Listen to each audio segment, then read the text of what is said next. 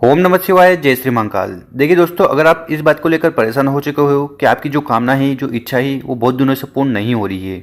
अब वो इच्छा धन को लेकर हो सकती है, नौकरी को लेकर हो सकती है, व्यापार को लेकर हो सकती है। ठीक है, तो किसी भी प्रकार की अगर आपकी मन में इच्छा है और आप चाहते हो कि इस पावन महीने में वो पूर्ण हो जाए, तो आपको ये विशेषकर उपाय कर लेना है। तो पूज्य गुरु जी की कथा को सुनकर ही ये उपाय बहुत अच्छे से समझाएंगे। उसके पहले इस वीडियो को लाइक कर दें और चैनल पर नए हो तो सब्सक्राइब जरूर करिएगा। तो दोस्तों, इस वीडियो में हम आपको दो उपाय बताएंगे और दोनों उपाय बहुत ही कारगर होने वाले हैं। तो दोनों उपाय में से जो उपाय आपको अच्छा लगे वो कर लीजिएगा। तो जानते हैं पहला उपाय। देखिए, ये जो पहला उपाय है ये आपको करना है मनोकामना पूर्ति के लिए। अगर आपके मन में ऐसी कोई कामना है, इच्छा है, ठीक है, अब वो कामना बहुत दिनों से पूर्ण नहीं हो पा रही है, तो उसके लिए आपको ये विशेषकर उपाय कर लेना है।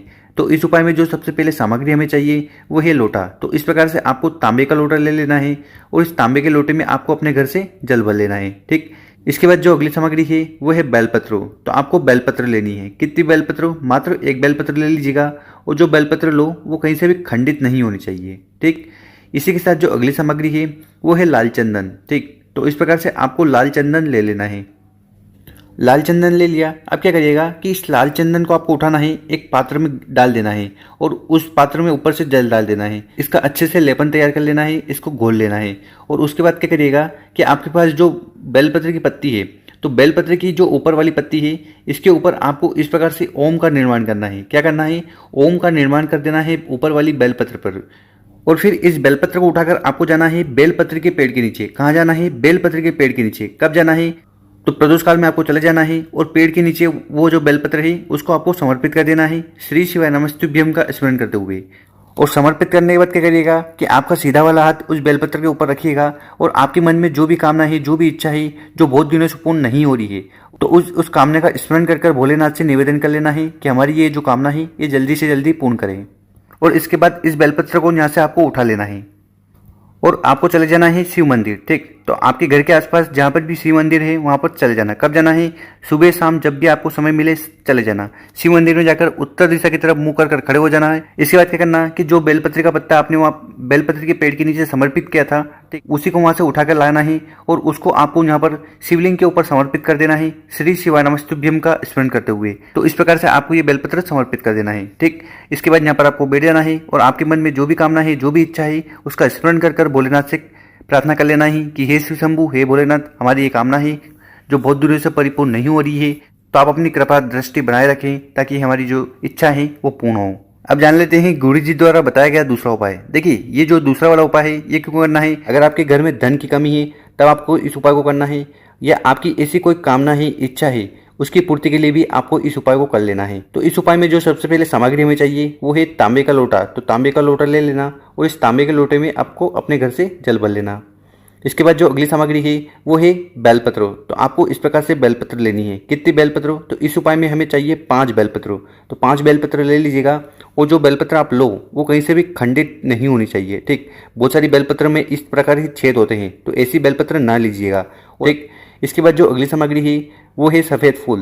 तो आपको इस प्रकार से 5 सफ़ेद फूल ले लेने हैं। ठीक, कौन सा भी सफ़ेद फूल मिल जाए आप ले लीजिएगा। बस जो केतकी का फूल आता है वो कुछ इस प्रकार दिखता है। ठीक, तो यहाँ पर सेंटर में उसका जो कलर है वो पीला पीला होता है, तो ऐसा केतकी का फूल आपको नहीं लेना है। उसके अलावा कौन सा भी सफ़ेद फूल ले लीजिएगा। अब इसके बाद इन सामग्री को लेकर आपको पहुंच जाना है शिव मंदिर। कब जाना है? सुबह जाना चाहो तो सुबह, शाम को जाना चाहो तो शाम को। ठीक, शिव मंदिर में जाकर सबसे पहले उत्तर दिशा की तरफ मुँह कर खड़े हो जाना है और उपाय करना है। अब इन सभी चीज़ों को चढ़ाने का एक तरीका है, एक नियम है, तो उसी नियम को आप समझिएगा। देखिए, आपको क्या करना है, आपके पास जो 5 बेलपत्र है, ठीक, इन 5 बेलपत्र को आपको उठाना है और जो जल का पात्र आपके पास है उसमें आपको इनको गिरा देना है, मतलब कि इनमें डाल देना है। बेलपत्र लोटे में डाल दिया। अब क्या करिएगा, उस लोटे को उठाना है और उसको आपको शिवलिंग के ऊपर समर्पित कर देना है, श्री शिवाय नमस्तुभ्यम का स्मरण करते हुए। और यहाँ पर जब भी आप शिवलिंग पर जल चढ़ाएं तो जल को बहुत ही स्लो मोशन में चढ़ाना है। ठीक, तो यहाँ पर आप जल चढ़ाओगे तो वो जो 5 बेलपत्र है वो नीचे ही चिपक जाएंगे, तो आपको उनको उठा लेना है और उनको आपको शिवलिंग के ऊपर समर्पित कर देना है। और आपको पता ही होगा कि शिवलिंग पर जब भी बेलपत्र चढ़ाते हैं उसकी जो डंडी होगी जलाधारी की तरफ होगी, बड़ी पत्ती आपकी तरफ होगी। ठीक है, तो इस प्रकार से आपको 5 बेलपत्र शिवलिंग के ऊपर समर्पित कर देना है। ठीक, इसके बाद क्या करना है कि आपके पास जो 5 फूल है, ठीक है, उनको भी आपको उठाकर शिवलिंग के ऊपर समर्पित कर देना है, श्री शिवाय नमस्तुभ्यम का स्मरण करते हुए। तो इस प्रकार से आपको 5 फूल भी शिवलिंग के ऊपर समर्पित कर देना है श्री शिवाय नमस्तुभ्यम का स्मरण करते हुए। और उसके बाद यहाँ पर आपको बैठ जाना है और भगवान भोलेनाथ से कामना कर लेना है कि हे भोलेनाथ, हे शिव शंभू, हे त्रिकालदर्शी, हमारे घर में जो धन की समस्या है, ठीक है, माता लक्ष्मी का बिल्कुल भी वास नहीं है, वो समस्या जल्द से जल्द खत्म करें।